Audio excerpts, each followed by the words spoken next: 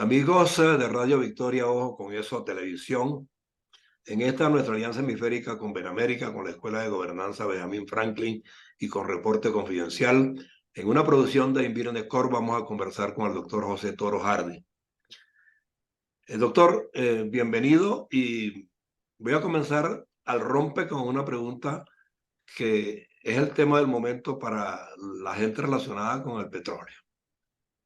Y es que el presidente de PDVSA, que no tiene mucho tiempo que se estrenó, nos ha sorprendido con una declaración con respecto a la producción de combustible en Venezuela.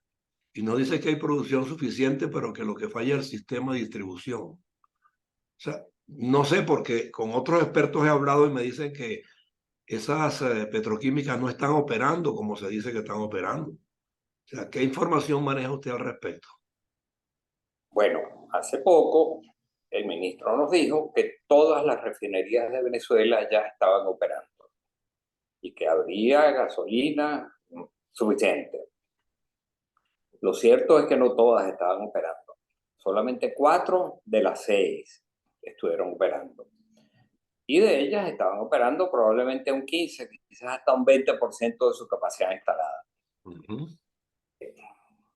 De manera que no es exactamente como nos lo decía el ministro. Y ayer, Pero pero ayer adicionalmente surgió una información de que habían paralizado la de Paraguaná. efectivamente, en Paraguaná hay 2 refinerías, que son la de Amuay y la de Cardón. Ajá, El complejo refinador de Paraguaná incluye 3 refinerías, Amuay, Cardón y Bajo Grande. Bajo Grande está paralizada. Y Amuay y Cardón hace apenas, tuvieron 6 meses en reparación, sobre todo la de Amuay, y aparentemente se volvió a paralizar. Por una planta, por un problema en una de las plantas, en la planta de producción de nafta. ok. Y en la de Cardón, que es la otra, también se paralizó, según informaciones que estamos recibiendo de Iván Freitas, que como todos sabemos es un sindicalista muy importante en el área petrolera. Uh-huh. Dice que en este momento nada más se están produciendo 40.000 barriles diarios. 40.000, exacto, 40.000. De manera que el problema es que las refinerías pasan más tiempo paradas que operando. Uh-huh. Y cuando operan, operan por poco tiempo y empiezan a tener inmediatamente problemas de vibraciones en las plantas de craqueo catalítico, problemas de vibraciones en las plantas de nafta, problemas de derrames, conatos de incendios, etc. El tema es que ese complejo refinador de Paraguaná y todas las refinerías de Venezuela antes tenían paradas de mantenimiento previstas, de Uh-huh. manera cuando ya se sabía exactamente en qué momento del año iban a recibir y se iban a detener por razones de mantenimiento. Pero Y en separábamos, perdón, separaban aleatoriamente, unas y otras no, en función de que la producción y la distribución no fallaran. no, no aleatoriamente, programadamente. Ah, programadamente, ok. Paraban, las otras no. Y en el momento que se iniciaba la parada de mantenimiento, ya estaban allí a la mano todas las piezas de repuesto que iba a requerir el proceso de mantenimiento, que cada cierto número de horas estuviesen uno ya dañadas, había vencido su número de horas y eran cambiadas, como se suele hacer con los automóviles cuando uno le dicen que cada 5.000 kilómetros debe ir a cambiar el aceite, lo mismo se hace allí. De Exacto. manera Venezuela no había problemas. Las plantas de refinación de Venezuela funcionaban perfectamente bien. Es más, cuando uno entraba a la refinería de Amuay o de Cardón, lo primero que se encontraba era un gran letrero que decía tantas horas hombres sin accidentes. Sí, señor. Batíamos, batíamos récord a nivel mundial en cuanto a seguridad industrial. No se producían, era rarísimo que allí existiese un mantenimiento, algún problema de accidentes. ¿Por qué? Porque primero contaban con el personal necesario. En Venezuela, en PDVSA existió siempre el tema de la meritocracia. La gente cuando iba a trabajar en PDVSA no iba a buscar un puesto de trabajo, iba a buscar una carrera de por vida. Y sabía que cada 6 meses iba a ser sometido a un proceso de evaluaciones. Y si en ese proceso de evaluaciones él cumplía con las metas que se había trazado en los meses siguientes, pues la empresa le facilitaba los estudios de posgrado, maestrías, PhD, entrenamiento, etcétera. Entonces, esa meritocracia que imperaba en PDVSA hizo que PDVSA fuera una de las empresas más exitosa en el mundo. De hecho, fue la empresa de más rápido crecimiento en el mundo en poco tiempo, en menos de 25 años de fundada. Pero en PDVSA, en Venezuela, nuestras plantas tenían una producción de 1.000.000, eran capaces de procesar 1.300.000 barriles diarios. Por supuesto, y éramos capaces de exportar. De hecho, exportábamos mucho, tanto en nuestras refinerías venezolanas como las que tenemos en el Caribe o en Estados Unidos o en Europa, pues. Teníamos un mercado externo muy confiable. Éramos considerados el abastecedor de petróleo y derivados más seguro y confiable de los mercados internacionales. Así es. Porque con frecuencia estallaban problemas en el Golfo Pérsico y en Venezuela nunca se paraban nuestras refinerías. Siempre éramos un abastecedor seguro. Lamentablemente, esa posición extremadamente favorable la hemos perdido.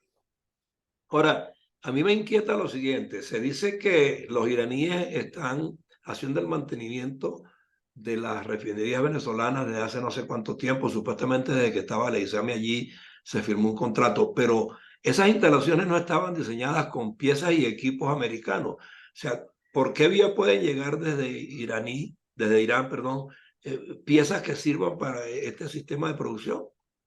Bueno, la refinería venezolana, mire, Irán es un país que tiene una gran experiencia en materia de refinación, va a ser un gran refinador. Pero Irán tenía experiencia en el tipo de petróleo que ellos producen, que es un petróleo de excelente calidad, con muy bajo azufre, con muy bajos residuos metálicos. Es el champaña de los petróleos. El caso de Venezuela, lamentablemente, no es así. El petróleo de Venezuela es de muy mala calidad. Tiene muchísimo azufre, es muy pesado, tiene muchos residuos metálicos. En consecuencia, el proceso de refinación de nuestros crudos es muchísimo más exigente que el crudo iraní. Se requieren plantas de craqueo catalítico, de conversión profunda, que son de altísima tecnología. Y esa tecnología es la que Irán no tiene experiencia en eso. Ahora, nuestras plantas de refinadoras son de tecnología americana. Y en el caso, finalmente era inglesa, y después en 1997 se hizo una conversión muy grande y se transformó en una tecnología americana inglesa en todo caso. Cuando se va a hacer esas paradas de mantenimiento, las piezas de repuesto eran encargadas a la propia planta que diseñó y fabricó las refinerías para estar seguro de que se ajustaran exactamente a las características. Eso no es lo que está pasando actualmente. Se le quiere dar un contrato a Irán, pero Irán no tiene acceso a los repuestos que requieren de acuerdo con el diseño de nuestras plantas. Entonces están en un proceso de canibalización de nuestras otras refinerías. Requieren tal pieza, entonces van y se le quitan a otra de nuestras refinerías. O sea, visten a uno y desvisten al otro. El proceso se ha vuelto muy complejo porque, vuelvo a repetir, son tecnológicamente muy avanzadas nuestras refinerías. En este momento Irán se dice que se va a firmar un contrato para poner unas nuevas plantas de craqueo catalítico diseñadas desde el principio en Irán. Bueno, yo no sé si eso es factible o no. El mayor problema quizás que tienen nuestras refinerías hoy en día, que tiene PDVSA, es que no tiene el personal adecuado. Ese personal cargado que creció dentro de una meritocracia que los formó con unas capacitaciones altísimas, de hoy en día no está allí.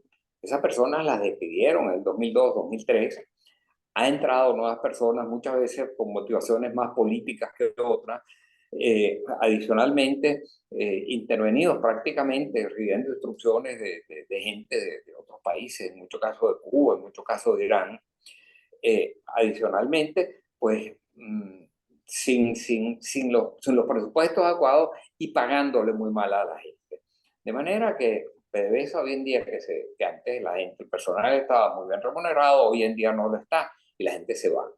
Entonces, esa situación complejísima, y por eso es que en Venezuela hoy en día no hay la gasolina, hay las colas terribles que se presentan.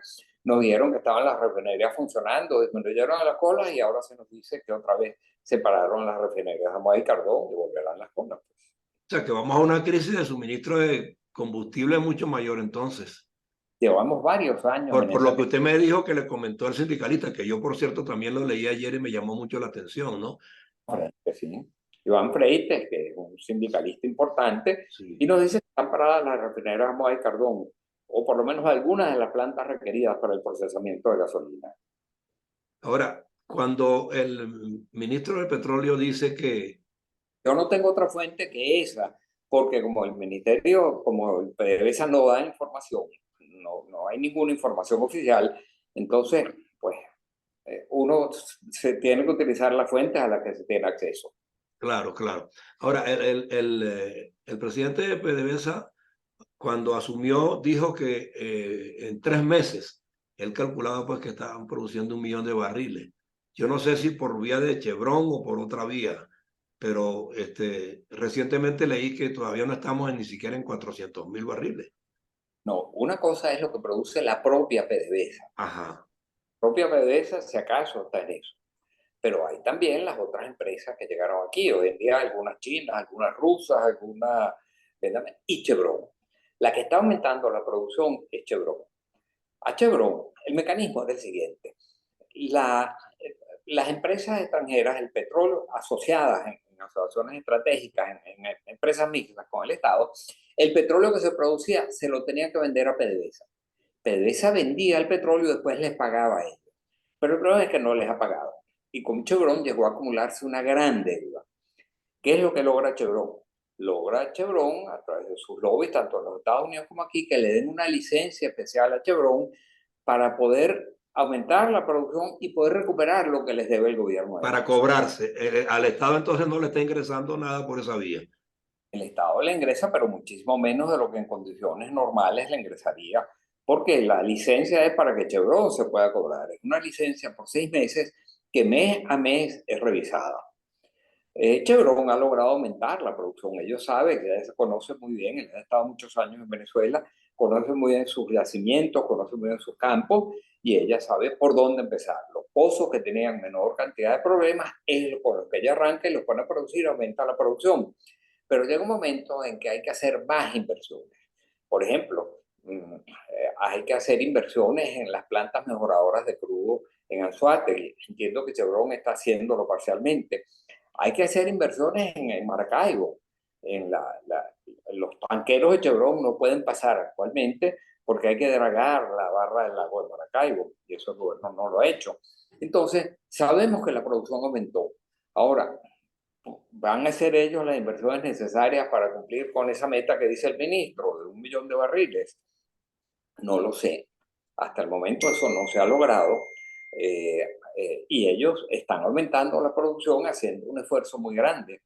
Pero es que yo creo que eso es lo que deberíamos estar haciendo con todas las empresas. Venezuela le debe muchísimo dinero a todas las empresas petroleras que operaban aquí y a muchísimas otras personas. Yo diría que llegó el momento en que Venezuela llegue a un acuerdo con esas empresas, un acuerdo de deuda por inversión. Señores, nosotros le debemos tanto, pero para nosotros poder pagarle lo que le debemos, necesitamos producir más petróleo. Y para producir más petróleo necesitamos que ustedes vengan a invertir aquí. Y si ustedes invierten, aumentamos la producción, estaremos en condiciones de pagarle la deuda. Pero Eso el gobierno está abierto a esas propuestas que usted está comentando, no porque lo hay gente que dice que si no se traen capitales extranjeros es imposible reflotar la industria. es imposible reflotar la industria. Se necesitan aproximadamente, habría que destinar el orden de 25.000 millones de dólares por año, durante los próximos 8 años, para acercarnos a lo que producíamos hace 20 años. De esos 25.000 millones de dólares, la mitad son gastos operativos que provendrían de la propia operación, pero otra mitad es dinero fresco, inversiones frescas. Ahora, esas inversiones frescas requieren de seguridad jurídica, requieren de garantías, requieren de respeto a la propiedad privada, requieren de respeto a los contratos, requieren de un sistema judicial que funcione. Bueno, y mientras eso no lo haya, es difícil que se hagan las inversiones que se requieren. A mí no me cabe la menor duda de que en este momento, sobre todo por la escasez que hay en Europa después de la invasión de Irán a Ucrania, De de Rusia a Rusia, Ucrania. no me cabe la menor duda de que las empresas europeas estarían dispuestas a, a comprar petróleo en Venezuela, a comprar más petróleo. El tema es, ¿podemos nosotros producirlo sin que hagan esas inversiones? No. Bueno, entonces yo creo que llegó el momento de ir a un programa de deuda por inversión, algo similar a lo que viene proponiendo María Corina Machado, por cierto, que ella propone hacer una renegociación total de la deuda en base a mecanismos de esta naturaleza. Ahora, esa propuesta de María Corina Machado, mucha gente la rechaza, inclusive candidatos presidenciales también que andan en la misma onda que ella, pues de procurar ser candidatos de la oposición. ¿Cómo conjugar esas iniciativas en común de parte de la oposición para poder hablar de que cuando el régimen cambie, sí pueden venir las mejoras? Porque se va a requerir también que los partidos de oposición se pongan todos de acuerdo en función de que esa es la fórmula, y hay algunos que no la comparten. Bueno, hay algunos que no lo comparten porque en este momento hay una campaña para las primarias en la cual cada uno está defendiendo sus posiciones. Y es normal, eso es normal que ocurra en una democracia. Pero finalmente, ¿qué es lo que quiere el pueblo venezolano? Vamos a ver cuál es la situación de los venezolanos. Resulta que el 80% de los venezolanos viven en situación por debajo de la línea de la pobreza. Más del 50% vive por debajo de la línea de la pobreza extrema. Uno de cada cuatro venezolanos, el 25% de los venezolanos se ha ido porque aquí no tiene futuro. La moneda venezolana le han quitado 14 ceros y sigue un proceso de devaluación agudísimo. La inflación, Venezuela lleva más de 10 años teniendo la inflación más alta del mundo, tres o más de tres, de los cuales en hiperinflación. O sea, ¿qué es lo que le pasa al venezolano? El venezolano quiere recuperar su futuro. Y entonces, yo creo que ya el venezolano, y eso nos lo muestran las encuestas, cuando vemos cómo María Corina está subiendo de una manera impresionante todas las encuestas. Eso me ha llamado la atención. Ahora, yo no sé si esta respuesta de la gente como María Corina responde a que es la única que ha designado y lo ha anunciado públicamente equipos de trabajo en el área de petróleo, en el área de economía en general y en otras áreas, porque los otros candidatos yo no veo que hayan constituido comités para que la asesoren. Yo supongo que sí lo tendrán. Yo conozco a algunos de ellos que tienen buenos candidatos, están bien asesorados. María Corina ha ido mucho más allá. A ella se la acusaban siempre de que ella no tenía equipo. Bueno, hoy en día tiene los mejores equipos en materia internacional, en materia económica. Vemos el grupo de economistas que está asesorando a María Corina Machado, son de primera línea. Y vemos hoy en día cómo cada vez más gente como Humberto Calderón Berti, por ejemplo, está apoyando a Antonio Ledesma cada vez más. Eh, Hay desde luego unas elecciones primarias y cada candidato tiene que diferenciarse un poco de los demás con sus propios programas, pero la que pareciera que está, al menos conforme nos lo demuestran todas las encuestas, la que pareciera que está llegándole más al pueblo y a la gente es María Corina. Claro.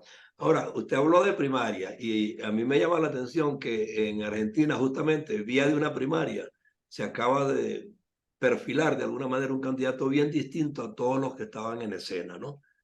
Así es. E inclusive se le califica de ultraliberal. En el caso de Venezuela, Economista no, liberal. sí, ultraliberal o algo así. En el caso de Venezuela estamos conscientes que se requiere un cambio de sistema, que es lo que todo el mundo tiene claro. Cuando hablamos del cambio de sistema, por supuesto que María Corina personaliza en gran medida ese logro, porque a ella el sistema, o sea, la tiene contra la pared y la quiere hasta inhabilitar. La gente piensa que por algo será, a lo mejor es la que encarna las verdaderas aspiraciones de la gente, porque tiene equipos constituidos, pero hay la intención de inhabilitarla o de torpedear las primarias donde ni ella ni ninguno de los otros tendría posibilidad pues de alcanzar el objetivo, ¿no? O sea, ¿cómo siente usted ese juego del gobierno actual con respecto a la oposición? Porque lo que está denotando es que no es democrático. Bueno, evidentemente, según el gobierno Entonces, tiene. cómo confrontarlo de verdad, por la vía normal?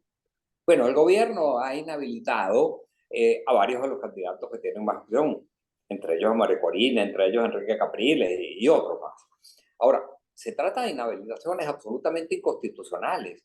De acuerdo con la Constitución venezolana, la inhabilitación política solo puede ser una pena accesoria después que una persona en un proceso de carácter penal ha sido definitivamente condenada. Bueno, aquí no hay ningún proceso penal contra contra Enrique Capriles, y menos contra María Corina, y menos contra... De manera que son funcionarios subalternos de la Contraloría que dicen que están inhabilitados.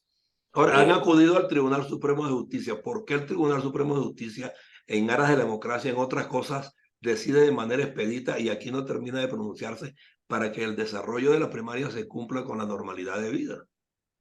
Bueno, yo creo que el Tribunal Supremo de Justicia sabe perfectamente que no hay ningún proceso penal contra Enrique Capriles y menos contra María Corina Machado.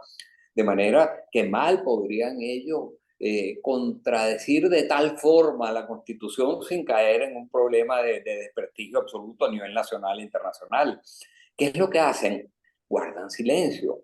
Y guardan silencio como para tratar de que la gente diga no voy a perder. Incluso vemos generales, el comandante general de la Guardia Nacional Haciendo diciendo un llamado, sí, exacto.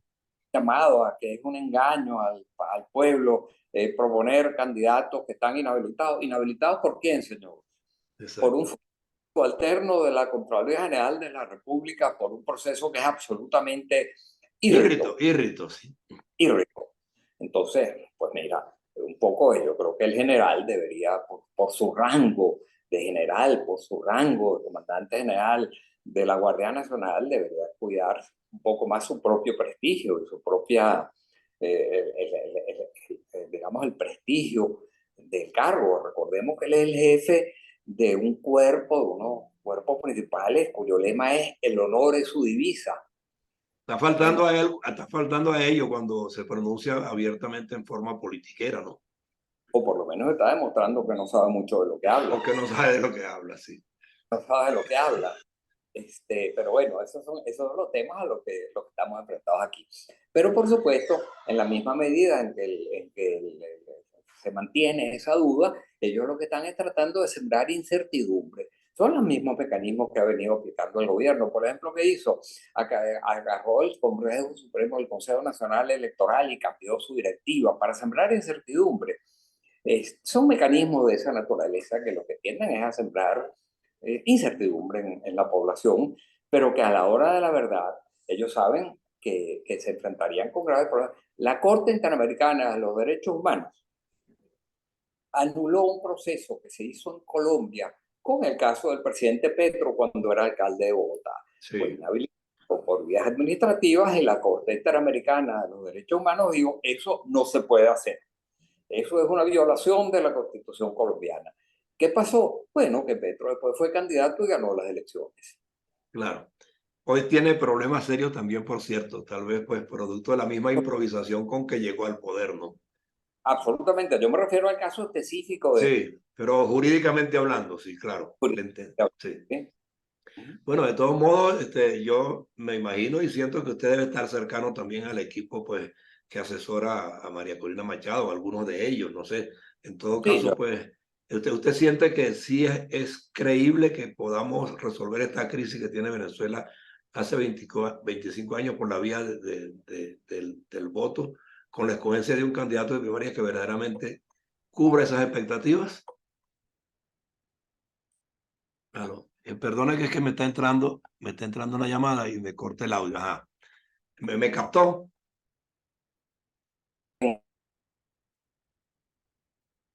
Sí, doctor, me captó. Es que entró una llamada. Aló, aló.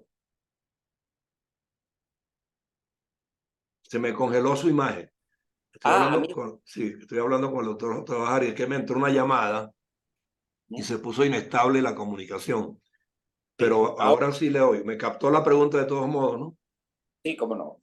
Mire, yo creo que la pelea hay que darla cada día.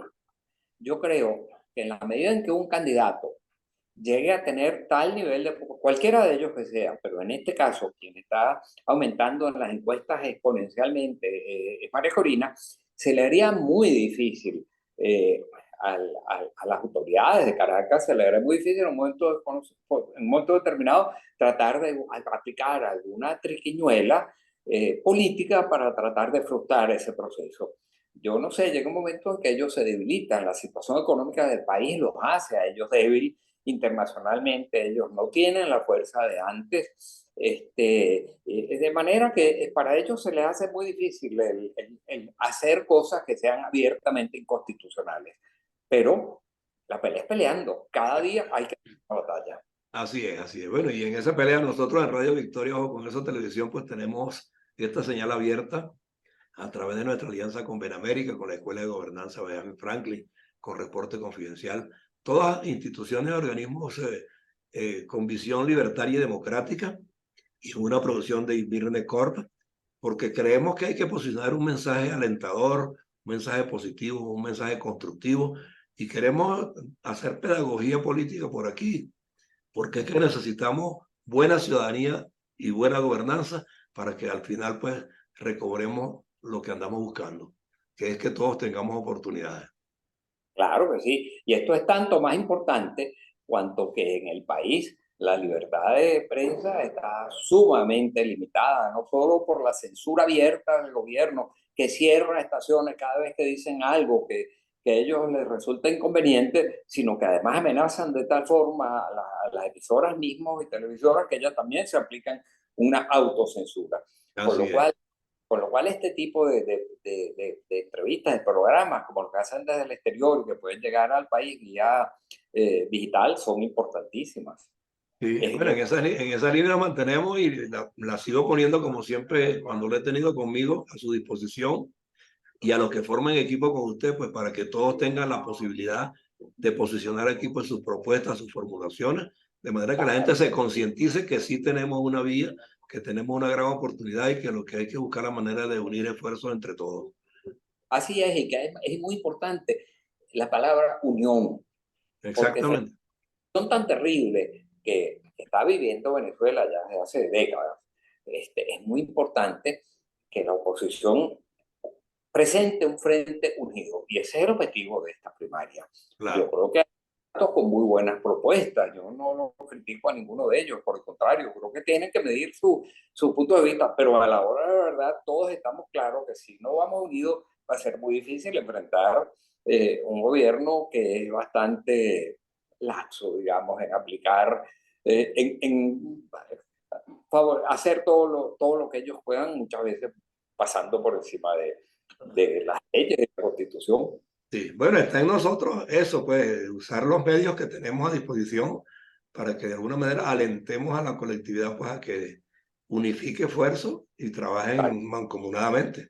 Es el objetivo que nos corresponde. Y Gracias por su ustedes, tiempo, doctor, en el día de hoy. De verdad que sí. bueno, a la orden siempre. Un abrazo. Hasta Un luego. abrazo.